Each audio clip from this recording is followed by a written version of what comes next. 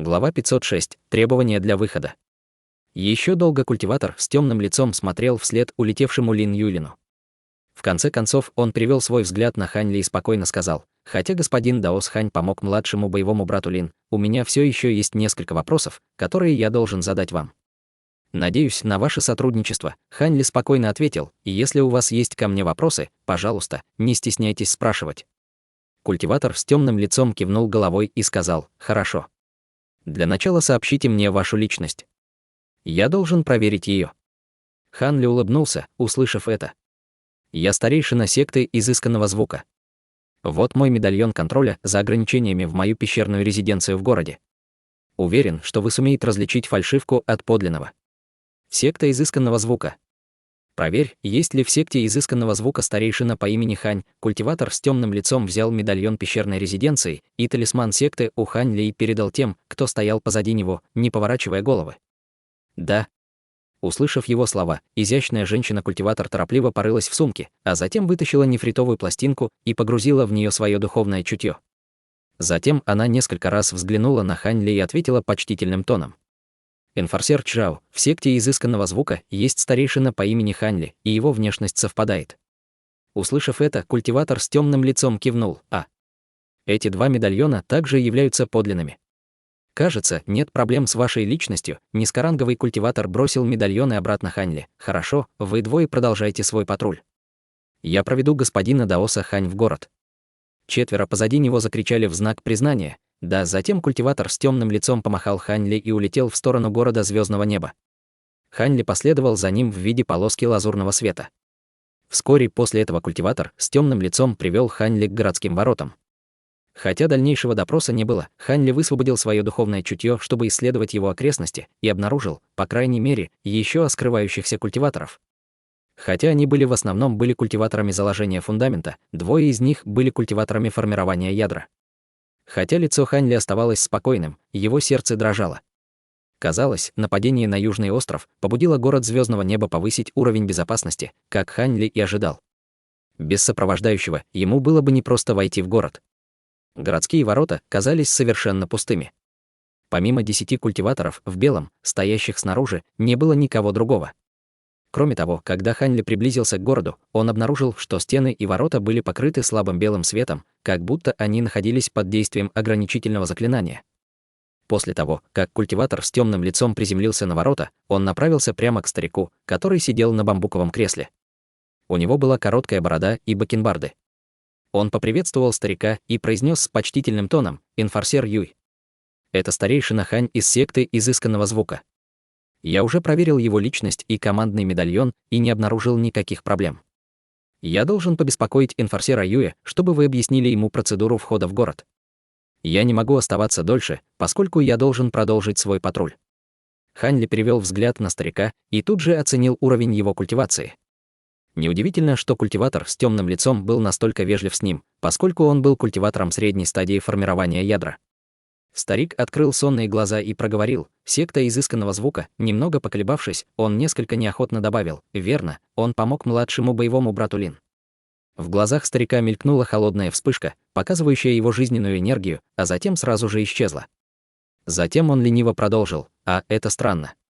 Хорошо, я понимаю. Даос Чжао, можете вернуться». Культиватор с темным лицом, казалось, не обратил внимания на манеры старика и, попрощавшись с ним, улетел, не обращая внимания на Хань Ли. Тот молча посмотрел на старика. «Я много раз встречал мастера секты изысканного звука, фиолетовую духовную фею. Она действительно невероятная красавица.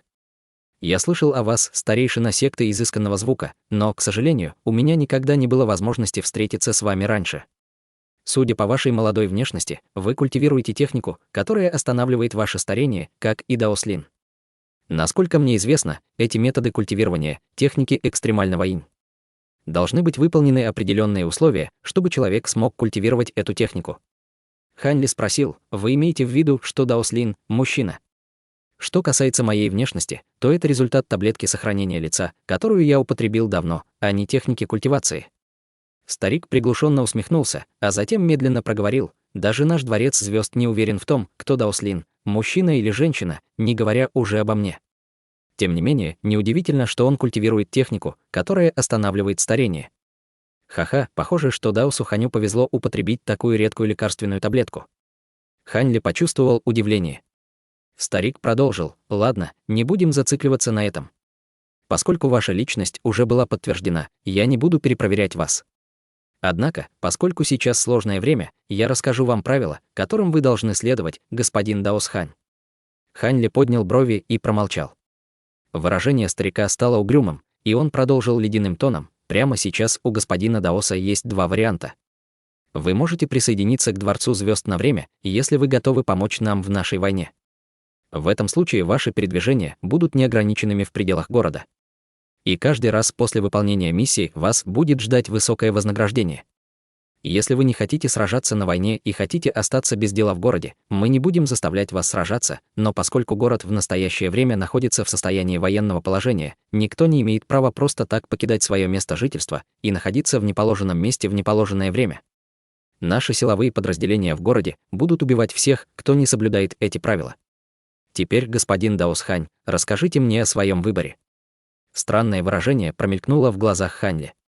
Какое-то время он молча погрузился в созерцание. Когда старик увидел это, он не стал торопить Хань Ли. Он слегка прищурился и пристально взглянул на Хань Ли. Немного помолчав про себя, Хань Ли торжественно спросил: после того, как я войду в город, смогу ли я использовать транспортную формацию для телепортации в область внешних звездных морей? Ранее было достаточно оплаты в виде магических камней, но это условие больше не действует. Если вы хотите отправиться в область внешних звездных морей, вам нужно что-то сделать для нас. Старик выглядел так, будто ожидал Хань Ли. Хотя Хань Ли уже догадался, что это будет, он все равно нахмурился и спросил: что я должен сделать? Старик слабо улыбнулся и сказал: все довольно просто. Как только начнется битва, вы получите задание от Дворца Звезд, где будете должны уничтожить культиватора коалиции звездопада того же ранга, что и вы сам. Сказав это, улыбка превратилась в ухмылку. Услышав это, Хань Ли горько рассмеялся у себя в голове. Кажется, верхние эшелоны Дворца Звезд намеревались принудить культиваторов, которые хотели покинуть город, участвовать в войне. Даже если Дворец Звезд не мог их контролировать, они были вынуждены проливать кровь культиваторов коалиции звездопада. С одной стороны, это ослабляло мощь коалиции звездопада, с другой — мешало этим культиваторам присоединиться к врагу. Хань Ли быстро проговорил: я уже убил 2 культиваторов своего ранга по пути в город Звездного неба вместе с Даосом Лин. Это считается, вы уже убили культиваторов своего ранга. Старик был удивлен. Верно, Хань Ли без колебаний кивнул головой. К сожалению, это не считается. Это должно произойти после начала битвы. Нет никакого смысла, если вы убьете любого из них заранее.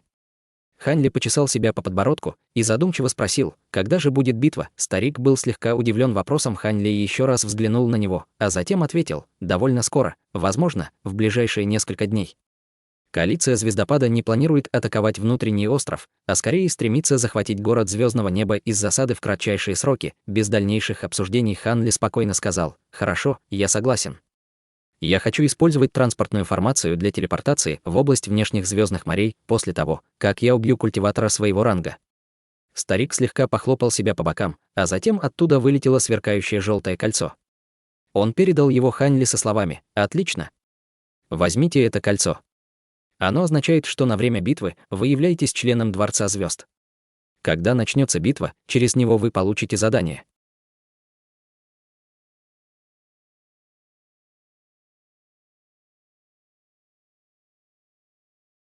Глава 507. Проблеск в темные времена. Хань Ли взял кольцо и надел его без колебаний. Старик улыбнулся и сказал: хорошо, теперь вы можете войти в город. Ваше передвижение в течение дня не ограничено, но ночью будет установлен комендантский час. Когда битва начнется, кольцо уведомит вас. До этого момента вы можете находиться в своей пещерной резиденции. Сказав это, старик закрыл глаза и, казалось, снова уснул. Хань Ли пристально посмотрел на старика и вошел в город. Улицы города были пустыми, время от времени можно было увидеть пролетающих культиваторов. Город выглядел довольно скучно. Хотя выражение лица Хань Ли выглядело спокойным, но внутренне он радовался. Нетрудно было догадаться, что в нынешнем положении торговый рынок, безусловно, должен был быть закрыт. Хорошо, что Хань Ли заранее закупил все необходимое на Южном острове, иначе сейчас бы страдал от большой головной боли. Хань Ли слегка усмехнулся, а затем направился в свою пещерную резиденцию на горе мудрецов. Пролетая над рынком, Хань Ли взглянул вниз и не удивился, что все магазины были закрыты. Там не было ни души. Хань Ли слегка покачал головой и быстро полетел к своему 39-му уровню горы мудрецов. Приблизившись к горе мудрецов, Хань Ли почувствовал, что уровень безопасности на горе был намного выше, чем во внешнем городе.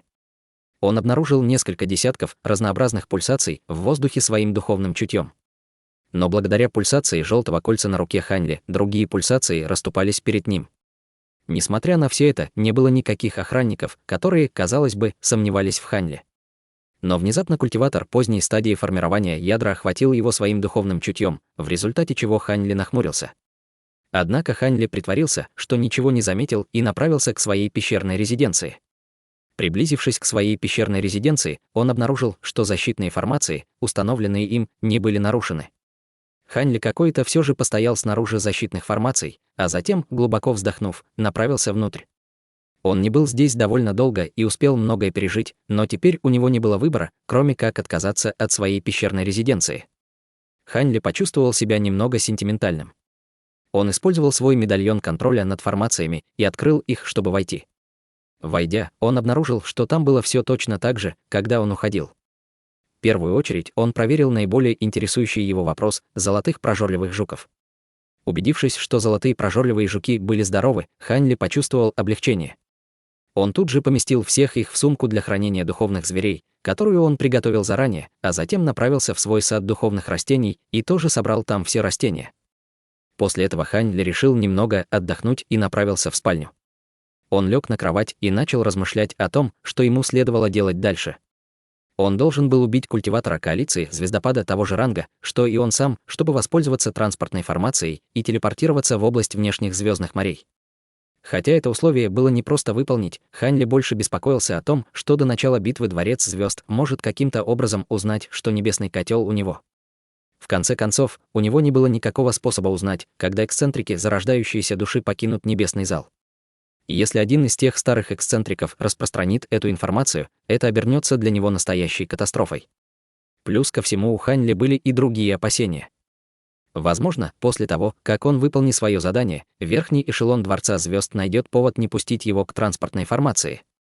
В конце концов, что могли бы сделать культиваторы-отшельники, если Дворец Звезд отказывал им, хотя он спокойно согласился на условия Дворца Звезд, он никогда не планировал искренне ожидать их приказа. Хань Ли решил тайно обследовать окрестности транспортной формации и выяснить, можно ли ей воспользоваться без ведома Дворца Звезд. Если он будет в большой опасности, то это может стать отличным планом «Б». Ему было все равно, оскорбит ли он таким образом Дворец Звезд. В конце концов, его и так будут искать эксцентрики зарождающейся души. Мысленно успокоив себя, Хань Ли заснул.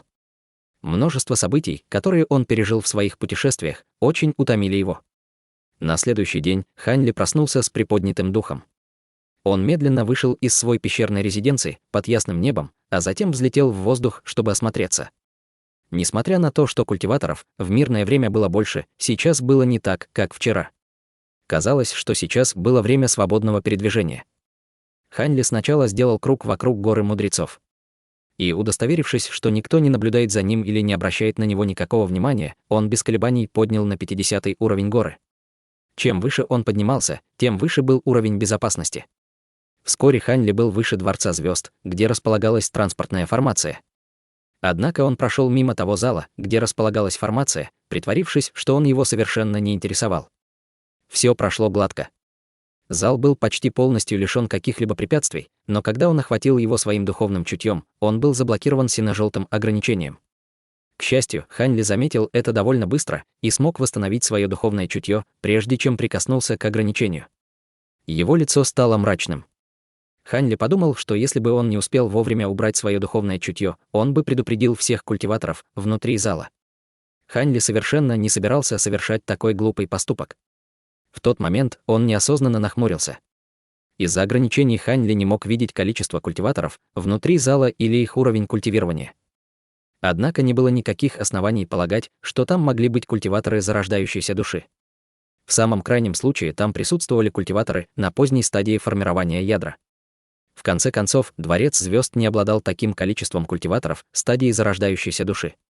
Отлетев достаточно далеко, Хань Ли сделал круг и вернулся по другому пути. На обратном пути Хань Ли высвободил свое духовное чутье, чтобы проверить исправность защитных формаций. В то время как его исследование не обнаружило недостатков в ограничениях, он услышал хриплый голос. «Господин Даосчжан, какова стоимость?» 3000 духовных камней за человека в транспортной формации. Это самая большая сумма, которую мы могли бы предложить. Когда Хань Ли услышал это, его сердце вздрогнуло. Его взгляд тут же опустился на двух культиваторов под ним, и он замедлил ход. Одним из культиваторов был темнокожий мужчина средних лет, а другой — мужчина с болезненным видом. Оба они были культиваторами средней стадии заложения фундамента. Тот, кто только что проговорил, был темнокожим мужчиной. Эти двое были осторожны. Казалось, они намеренно шептались там, где никого больше не было. Но это не имело значения, когда мощное духовное чутье Хань Ли окутало их, он мог четко слышать все, что они говорили. «ТСС. Будь осторожен.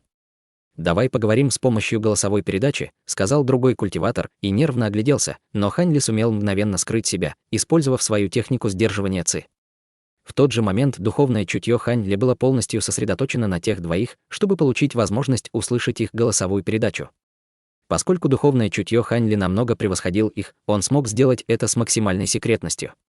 И если бы другие культиваторы стадии формирования ядра попытались это сделать, для достижения такого же результата потребовалась бы соответствующая секретная техника высшего сорта. Хотя мы дальние родственники, крайне опасно тайно выпускать людей в область внешних звездных морей. Он просит за человека 5000 духовных камней, в противном случае он отказывается. Это значит, что дворец звезд совершенно не волнует культиваторы заложения фундамента, такие, как мы. Если бы мы были культиваторами формирования ядра с большим количеством духовных камней, он бы нам не отказал. С неприглядным выражением темнокожий мужчина взревел: 5000. Это же куча денег. Как культиваторы-отступники стадии заложения фундамента, откуда у нас столько духовных камней? Даже будучи возмущенными, он не забывал использовать голосовую передачу. Другой культиватор вздохнул и попытался успокоить его, но жить в области внутренних звездных морей слишком опасно. Такие культиваторы-отшельники, как мы, можем стать жертвами любого бедствия. В этом случае, что нам эти духовные камни?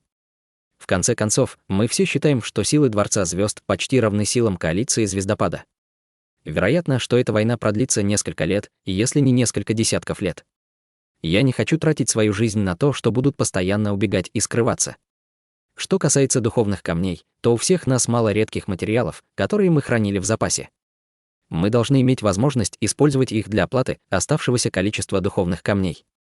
Таким образом, они готовы согласиться и дать нам дорогу. Невозможно. Мы собираемся вылить все наше состояние, чтобы отправиться в область внешних звездных морей. Абсурд. Человек с темным лицом покачал головой. Другой мужчина тоже был огорчен и горько сказал: «Хорошо, давай вернемся и посмотрим, что думают другие».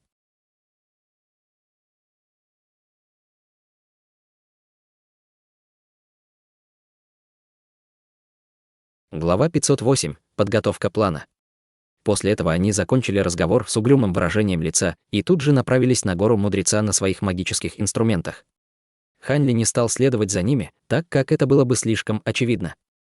Вместо этого он обернул часть своего духовного чутья вокруг пожилого культиватора и наблюдал, как они улетают с отстраненным выражением, а затем последовал за ними, держась на расстоянии. Оба тех культиваторов были довольно медленными по сравнению с Хань Ли. Через 2 часа они, наконец, достигли 4-го уровня горы Мудреца и вошли в совершенно обычную резиденцию. Вскоре после этого Хань Ли появился над этой резиденцией. Здесь был довольно безмятежный пейзаж. Помимо нескольких аналогичных резиденций, здесь неподалеку был небольшой бамбуковый лес. Хань Ли пристально взглянул на резиденцию. Он смог заметить, что вокруг резиденции была небольшая водяная формация. Хотя она была малопригодной против любых культиваторов, которые действительно хотели вторгнуться, она была отличным сигналом о приближении кого бы то ни было. Однако такое заклинание формирования было бесполезно против Хань Ли, культиватора формирования ядра, который обладал некоторым пониманием к заклинаниям формирования. У Хань Ли была полная уверенность, что он может проскользнуть, оставшись незаметным для владельца. Фактически, он так и собирался сделать. Он сделал руками жест заклинания, его фигура исказилась, а затем он исчез в дымке лазурного света. Вскоре после этого Хань Ли вошел во двор без звука. Поскольку его магическая сила была полностью ограничена от циркуляции, даже у культиватора формирования ядра, не говоря уже о культиваторе заложения фундамента, не было возможности обнаружить его вторжение. Причина, по которой Хань Ли был настолько осторожным, была связана с тем, что он боялся, что здесь есть культиватор формирования ядра. В противном случае он мог использовать обычную технику сдерживания ци.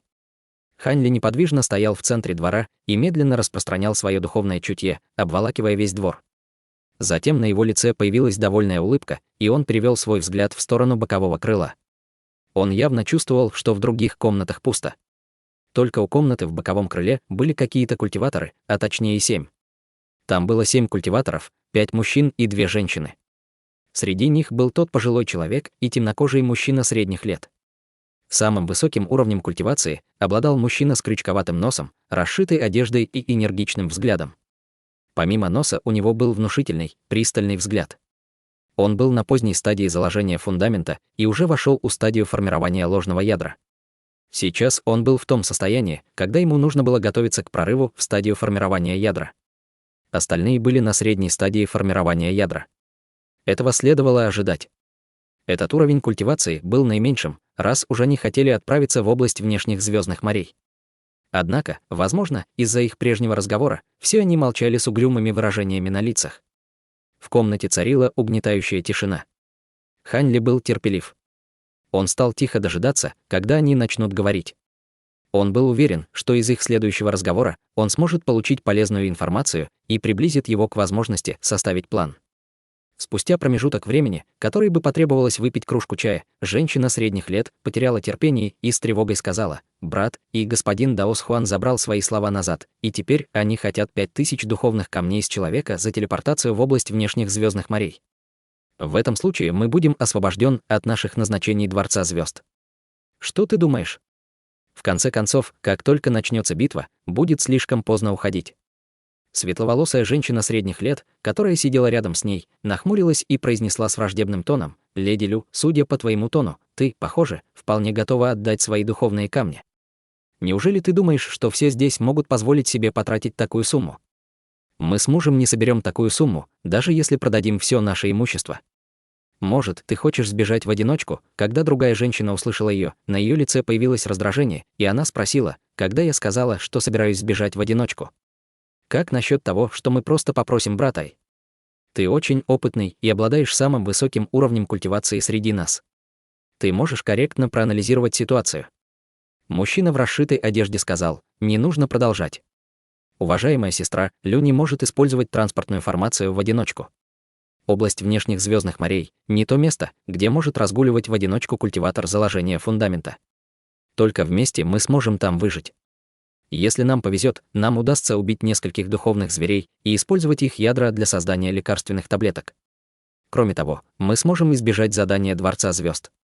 Даже культиваторам формирования ядра сложно сохранить свою жизнь в такой битве, не говоря уже о таких культиваторах, как мы. Более того, есть все основания полагать, что Дворец звезд заберет свои слова назад. Это невозможно.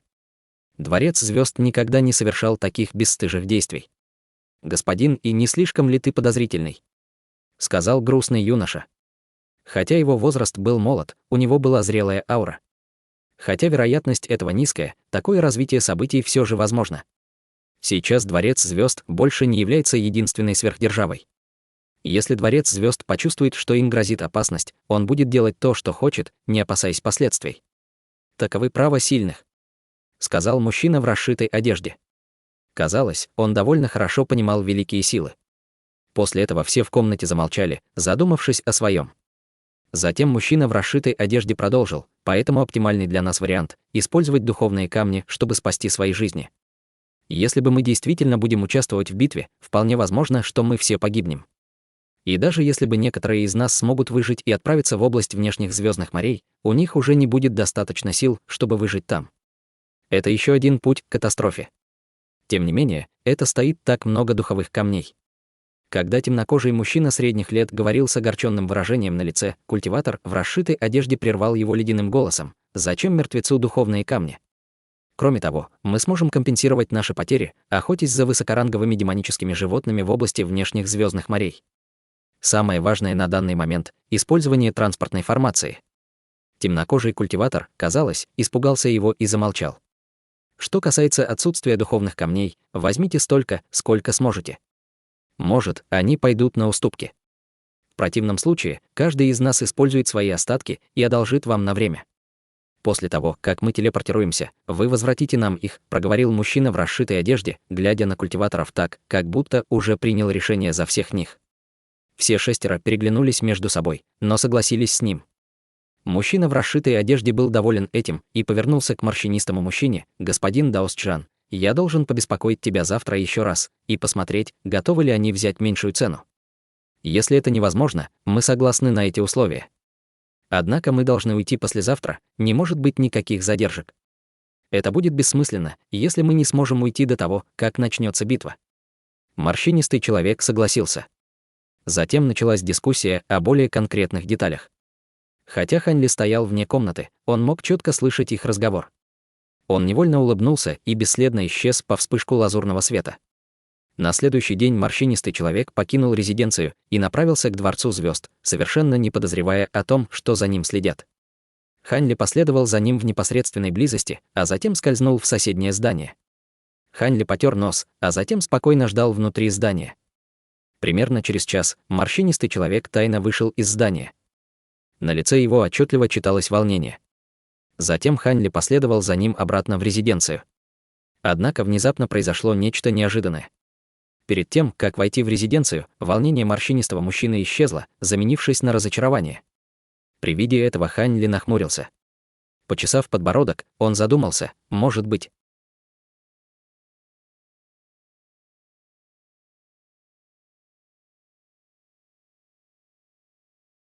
Глава 509. Проникновение. Утром третьего дня, под ярким небом, группа культиваторов в стадии заложения фундамента выскользнула из своей резиденции максимально осторожно и направилась к Дворцу звезд. Как только комендантский час закончился, в раннем утреннем небе пронеслось еще несколько культиваторов. Эти 7 культиваторов были еще более осторожны. Каждый из них нервно передвигался своим путем, опустив голову. Однако мужчина в расшитой одежде, который летел впереди всех, наблюдал за ними. Путешествие к Дворцу звезд прошло очень гладко. Они спокойно поднялись на 49-й уровень горы мудрецов. Когда они прибыли в Дворец звезд, выражения на их лицах наконец-то расслабились, и они вздохнули с облегчением. Но в этот момент мужчина в расшитой одежде, который летел впереди них, внезапно остановился в воздухе с удивленным выражением на лице. Он торжественно поднял руку, сделав странный жест рукой. Остальные при виде этого резко остановились и стали бдительными. Мужчина в расшитой одежде уставился на пустое место и заговорил серьезным тоном: «По какой причине господин Даос заблокировал нам дорогу?» Говоря это, он невольно потянулся к своей сумке для хранения. Пустая область перед ними мелькнула лазурным светом, являя собой культиватора, который завис в воздухе, заложив руки за спину. Он медленно заговорил хриплым голосом: «Хе-хе, вам не нужно бояться меня. Хотя я действительно ждал вас, я не причиню вам вреда. У меня есть к вам просьба». Как только группа почувствовала его уровень культивации, они тут же встревожились. Этот человек также был пиковым культиватором заложения фундамента на стадии ложного ядра. В глазах мужчины в расшитой одежде сверкнул холодный блеск, и он спокойно спросил: «Как вас зовут, господин Даос, и чем мы можем вам помочь?» Лазурный человек сказал то, в результате чего лица 7 культиваторов побледнели: «Меня зовут Кривая Душа, обычный культиватор-отшельник. Вы случайно не во Дворец звезд направляетесь? Не могли бы вы взять меня с собой? Я также хочу отправиться в область внешних звездных морей». Услышав его слова, мужчина в расшитой одежде изменился в лице.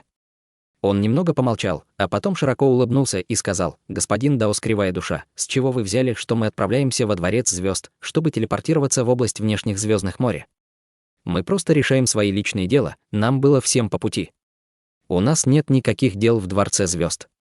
Мужчина в расшитой одежде принял решение соврать Кривой Душе, независимо от намерения Кривой Души или того, как ему удалось узнать об их планах. Остальные молчали, словно предоставили все решать за них мужчине в расшитой одежде. Кривая Душа усмехнулся и небрежно сказал: «Вы слишком подозрительны, господин Даос. Поскольку я уже здесь, зачем вы мне врете?» Сердце мужчины в расшитой одежде дрогнул, и он фыркнул: «Кажется, вы знаете меня и наши планы». Он бессознательно схватился за свою сумку для хранения. Получив неизвестную команду, другие культиваторы внезапно рассеялись в разных направлениях и окружили лазурного человека. Лазурный человек проигнорировал их движение и совершенно спокойно проговорил: «Вы не хотите пытаться убить меня? Не хочу хвастаться, но с моим уровнем культивации вы не сможете быстро убить меня. Интересно, что будет, если я закричу и позову Дворец звезд. После этого группа культиваторов переглянулась между собой, а затем все они устремили свои взгляды на мужчину в расшитой одежде. Выражение мужчины в расшитой одежде стало мрачным. Хотя он еще не достиг стадии формирования ядра, он отличался своей исключительной проницательностью, что делало его угрозой среди культиваторов заложения фундамента. Однако он ясно понимал, что угрозы этого человека были не шуткой. Спустя момент колебания, он подавил свой гнев и холодно спросил, чем мы можем помочь господину Даусу. Мы уже сказали, что нас будет только 7 человек. Более того, транспортная формация может принимать только 7 культиваторов одновременно. Они, конечно, откажутся, если мы добавим еще одного человека. Лазурный человек улыбнулся. Будьте спокойны, я не буду вам обузой. Когда я войду в зал, я использую свои методы, чтобы убедить их. Если мне не удастся договориться, я не буду вам мешать. Только это. Мужчина в расшитой одежде засомневался. Только это. Уверенно проговорил лазурный человек. Мужчина в расшитой одежде немного побормотал про себя, а затем сказал, стиснув зубы, «Хорошо, если нам нужно только проводить вас, мы согласны. Но только если это так». Со спокойным выражением, словно ожидая, что мужчина в расшитой одежде пойдет на уступки, лазурный человек сказал, «Премного благодарен». Морщинистый мужчина поднял голову, взглянул в небо и сказал, «Тогда нам лучше поторопиться, они могут передумать». Лазурный человек молча посмотрел на сморщенного мужчину, мужчина в расшитой одежде безмолвно поднял руку, и они продолжали свой путь. Они двигались в ровном строю, лазурный человек летел в центре. Казалось, они очень настороженно относились к нему. Но лазурный культиватор спокойно относился к этому. Разумеется, этот лазурный культиватор был Ханьли. Он снизил колебания своей магической силы до уровня культиватора заложения фундамента и замаскировал свой внешний вид. До Дворца звезд было недалеко, в результате они достаточно быстро добрались до него. В это мгновение морщинистый мужчина внезапно прибавил скорости и выстрелил вперед, чтобы первым достичь зала. Мужчина в расшитой одежде и другие ничуть не удивились этому. В конце концов, именно у морщинистого человека были связи с Дворцом звезд, так что не было ничего удивительного в том, что он прибыл первым. Все члены этой группы старались сохранять спокойствие, но их лица говорили о другом. Войдя в Дворец звезд, их жизнь теперь не принадлежала им. Тем не менее, казалось, что все идет по плану. Ограничения, которые должны были быть там, отсутствовали. Казалось, что управляющие Дворца звезд заранее убрали их. Когда Ханьли увидел это, на его лице появилось странное выражение. Но то, что больше всего успокоило группу, это то, что у зале Дворца звезд с транспортной формацией стояли 2 культиватора формирования ядра и дожидались их. Когда морщинистый человек увидел этих двух, он тут же улыбнулся, сделал несколько шагов и поприветствовал их, «Старший ГУ, старший Цань, мы пришли». Все готово, один из них был лысый старик. Он кивнул головой и сказал, «С нашей стороны все готов. Передайте нам духовные камни и дадим каждому из вас талисман перемещения. Вы можете уйти как можно скорее, так что не следует откладывать с передачей камней».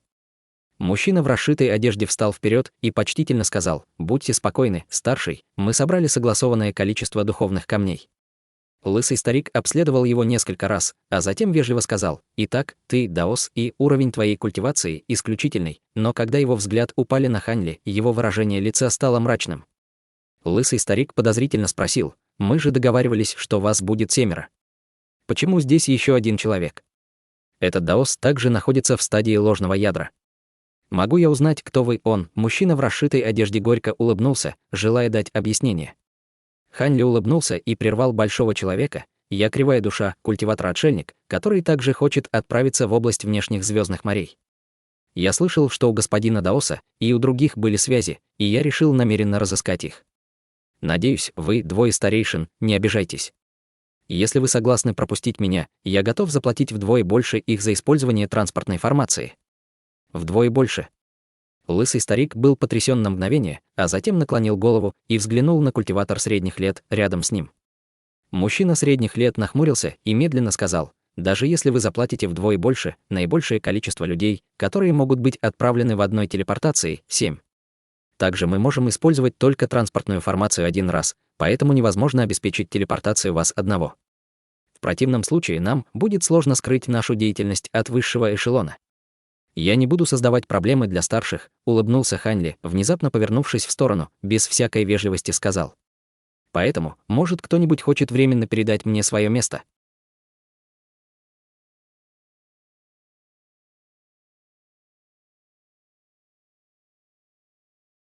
Глава 510. Шантаж. Хань Ли обратился к морщинистому человеку. «Что ты сказал?» Тревога мелькнула на лице морщинистого человека, но вскоре она заменилась гневом. Остальные переглянулись между собой, не зная, что задумал Хань Ли. Тот спокойно сказал: «Не беспокойся, это будет не за даром.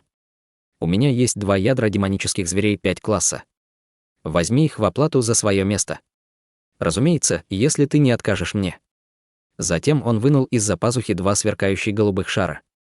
Из них исходила духовная ци демонических зверей 5 класса. Морщинистый человек жадно посмотрел на 2 демонических ядра, но потом что-то подумал и хладнокровно фыркнул. «Ха! Ты думаешь, что я откажусь от своего места из-за 2 ядер демонических зверей?» Хань Ли не рассердился. Вместо этого он слегка улыбнулся, его губы несколько раз дрогнули, отправив ему несколько речевых передач в присутствии каждого. Морщинистый человек внезапно побледнел, услышав их. Затем Хань Ли проговорил, не используя передачу голоса: «На этих условиях у тебя нет повода отказывать от этой сделки». «Я прав?» На лице морщинистого человека после слов Хань Ли выступил холодный пот. Пристально взглянул на Хань Ли, его лицо внезапно дрогнуло, и он произнес, стиснув зубы: «Отлично. В этом случае я передаю тебе свое место». Эти слова были для остальных 6. Мужчина в расшитой одежде мрачно уставился на морщинистого человека. Он холодно сказал: «Господин Даос Чжан, что ты говоришь? Мы же собирались вместе отправиться. Почему ты?»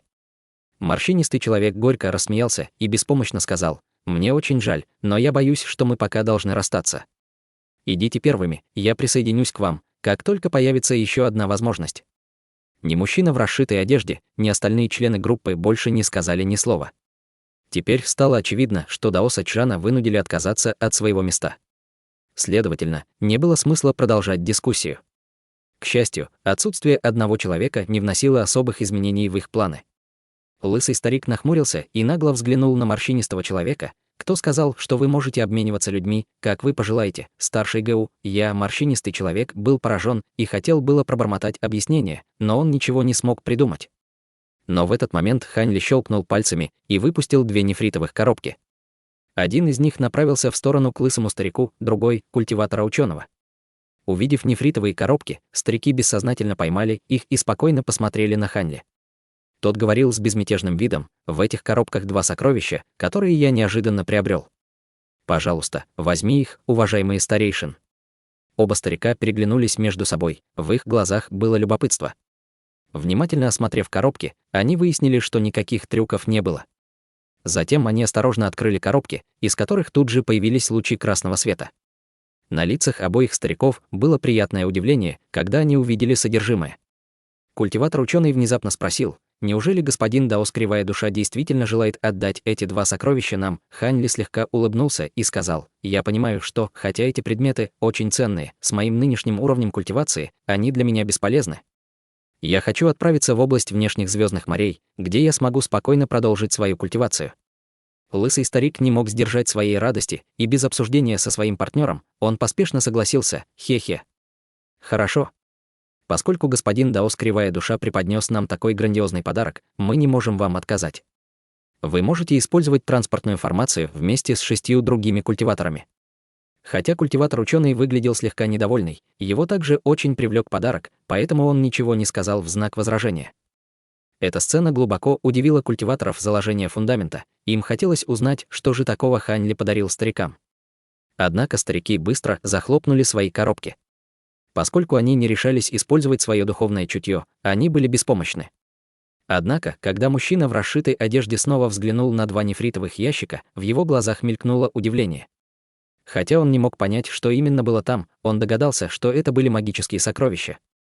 Неужели этот человек действительно дал им магические сокровища? Хотя это были его собственные догадки, он все равно был удивлен. Прежде чем мужчина в расшитой одежде смог закончить свои мысли, 2 культиватора Дворца Звезд повернулись к транспортной формации и начали повторять заклинание, обхватив руками белый нефритовый медальон. Культиваторы заложения фундамента не видели в этом ничего странного, но Хань Ли долго вздохнул с облегчением. Повезло. Кажется, в транспортной формации был какой-то трюк. Если бы я не знал этого, я бы оказался в затруднительном положении. Кажется, изъятие нескольких ненужных мне, но ценных магических инструментов было довольно резким шагом. В каждом нефритовом ящике находилось магическое сокровище в виде летающего ножа, которое сверкало красным светом. Хань Ли забрал их у Хуя после того, как костяной мудрец убил его. Хотя эти магические сокровища не были особенно удивительными, они были исключительно ценны для обычных культиваторов формирования ядра. Даже если магическое сокровище невозможно было связать с сознанием, им можно было пользоваться, используя 70% его настоящей силы. Обычные культиваторы формирования ядра могли только мечтать об этом. Хотя многие магические сокровища были меняли хозяина на протяжении многих лет, большинство из них были уничтожены в бою. Даже с оставшимися магическими сокровищами большинство из них попало бы в руки культиваторов зарождающейся души или чрезвычайно мощных культиваторов формирования ядра. Иногда они попадали в руки культиваторов-отшельников.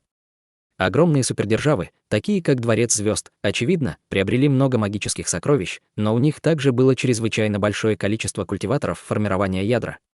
Без каких-либо особых заслуг культиваторам на ранней стадии формирования ядра было сложно получить такие магические сокровища. Поэтому они были чрезвычайно рады этим магическим сокровищам, которые сами пришли к ним в руки. После их доработки их сила стала бы значительно больше. Таким образом, морщинистому человеку ничего не оставалось, кроме как послушно передать свое место. Ситуация складывалась в пользу Хань Ли. Когда Хань Ли увидел выражение морщинистого человека по возвращении в резиденцию, он стал подозрительным и проник в его комнату.